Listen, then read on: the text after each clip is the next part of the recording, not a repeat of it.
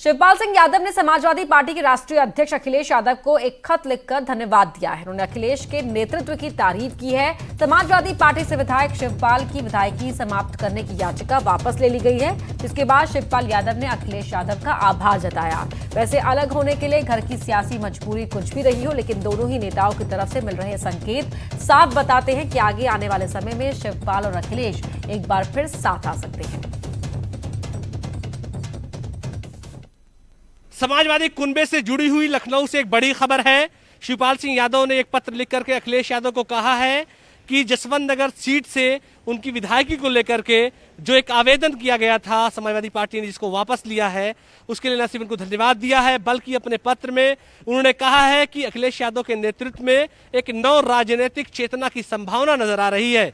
तो क्या माना जाए कि समाजवादी कुनबे में तमाम बर्फ गलने की दिशा में बढ़ रही है आगे, या फिर विधानसभा चुनाव के मद्देनजर चचा भतीजा एक होंगे, या फिर दोनों में जिस तरह से अखिलेश यादव लगातार गठबंधन और छोटे दलों के साथ चुनाव लड़ने की बात कहते आ रहे हैं, उन तमाम चीजों पर मुहर लगेगी। कैमरा पर्सन गोपी गिरी के साथ अलाउद्दीन, न्यूज़ 18 लखनऊ। वैसे जो तस्वीर सियासी जमीन पर बदलती हुई दिखाई दे रही है वो एक दिन में नहीं बदली, बल्कि इस तस्वीर के सामने आने से पहले अखिलेश यादव ने 4 तारीख को न्यूज़ 18 से खास बातचीत पर संकेत दे दिए थे। अभी शिवपाल जी ने भी बुलाया आपको लोहिया ट्रस्ट बिल्डिंग के उद्घाटन में, तो शिवपाल जी भी की पार्टी भी होगी या नहीं? उनके लिए एडजस्टमेंट का रास्ता है पार्टी में, मतलब वो पार्टी में शामिल नहीं होंगे, उनकी पार्टी को एडजस्ट करेंगे आप? हाँ, उनकी पार्टी है, क्योंकि उनकी पार्टी क्यों खत्म हो, उनकी पार्टी है तो उनको भी एडजस्ट किया जाएगा। तो ये मान लिया जाएगा एक सीट अभी जसवंत नगर तो छोड़ दी। अच्छा, जसवंत नगर की सीट आपने उनके लिए छोड़ दी?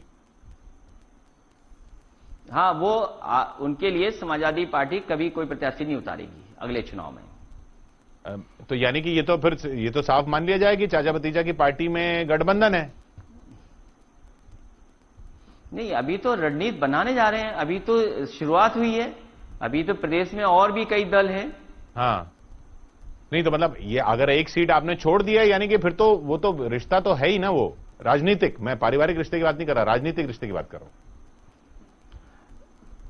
देखिए, एक सीट का हाल फिलहाल जसवंत नगर छोड़ दी उनके लिए, ठीक है, और आने वाले समय में चुनाव जब होंगे तो किस तरीके से कैसे क्या रास्ता निकले उस दिशा में अन्य दल जो उत्तर प्रदेश के उनको भी एडजस्ट किया जाएगा।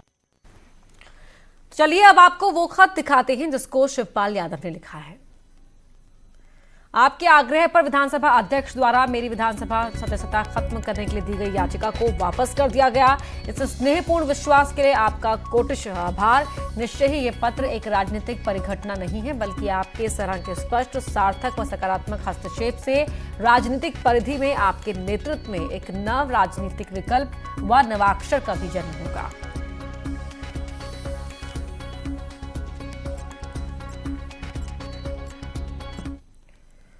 वहीं रक्षा मंत्री राजनाथ सिंह ने राहुल गांधी पर शायराना अंदाज में पलटवार किया है। राहुल गांधी ने अपने ट्वीट में लिखा था, सबको मालूम है सीमा की हकीकत, लेकिन दिल के खुश रखने को शायद ये ख्याल अच्छा है। इसी ट्वीट पर रक्षा मंत्री ने जवाब देते हुए ट्वीट किया, मिर्जा गालिब का ही शेर थोड़ा अलग अंदाज में है, हाथ में दर्द हो तो दवा कीजिए, हाथ ही जब दर्द हो तो क्या कीजिए। साथ ही राजनाथ सिंह ने कहा कि चीन पर संसद में विस्तार से जानकारी दी जाएगी। वहीं कांग्रेस की महासचिव प्रियंका गांधी ने यूपी सरकार को 69,000 शिक्षकों की भर्ती में गड़बड़ी को लेकर हमला बोला है। उन्होंने इसकी तुलना मध्य प्रदेश में हुए व्यापम घोटाले से की है।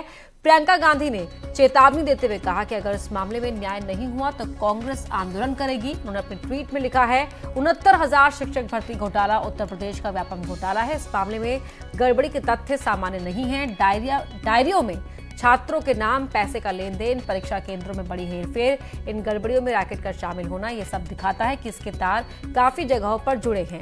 मेहनत करने वाले युवाओं के साथ अन्याय नहीं होना चाहिए। सरकार अगर न्याय नहीं दे सकी तो उसका जवाब आंदोलन से दिया जाएगा। इसके एक प्रमाण नहीं है, कम से कम इस भर्ती घोटाले के, उत्तर प्रदेश के व्यापम घोटाले के दर्जनों प्रमाण हैं। परीक्षा होने के पहले परीक्षा के जो प्रश्न हैं लीक हो जाते हैं, सोशल मीडिया पे, व्हाट्सएप पे, अखबारों तक पहुंच जाते हैं। इसमें लोगों से धनुगाही की जाती है।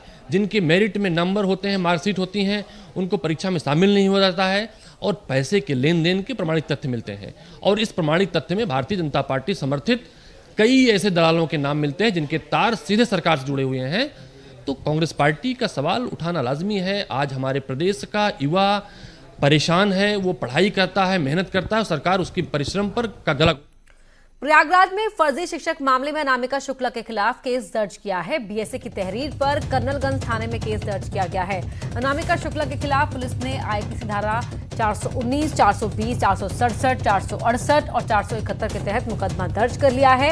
एसएसपी प्रयागराज सत्यार्थ अनिरुद्ध पंकज के मुताबिक पुलिस ने मुकदमा दर्ज कर मामले की जांच शुरू कर दी है। इस बीच अनामिका शुक्ला के डॉक्यूमेंट न्यूज 18 के हाथ लगे हैं, जिसके आधार पर यूपी कई जिलों में लोगों ने फर्जी तरीके से नौकरियां पाई हैं।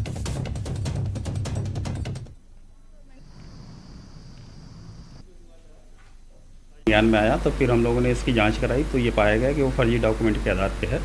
तो उसके खिलाफ हम लोगों ने कर्नलगंज थाने में जो है एफआईआर कराई है। आगे की कार्रवाई जो है वो एफआईआर हम लोगों ने दर्ज करा दी है। तो जो भी पुलिस विभाग करेगा उसके बीएसए प्रयागराज के द्वारा एक तहरीर दी गई है जिसमें थाना कर्नलगंज में यूपी में कुल 412 कोरोना संक्रमित मिले हैं। बड़ी खबर आपको बता रहे हैं, कुल कोरोना मरीजों की संख्या हो गई है 10,947। यूपी में एक्टिव मरीजों की संख्या हो गई है 4,320। अब तक 6,344 मरीज ठीक होकर घर लौटे हैं। 283 लोगों की कोरोना से अब तक मौत हो चुकी है। यूपी के सभी 75 जिलों में कोरोना मरीज मिल चुके हैं।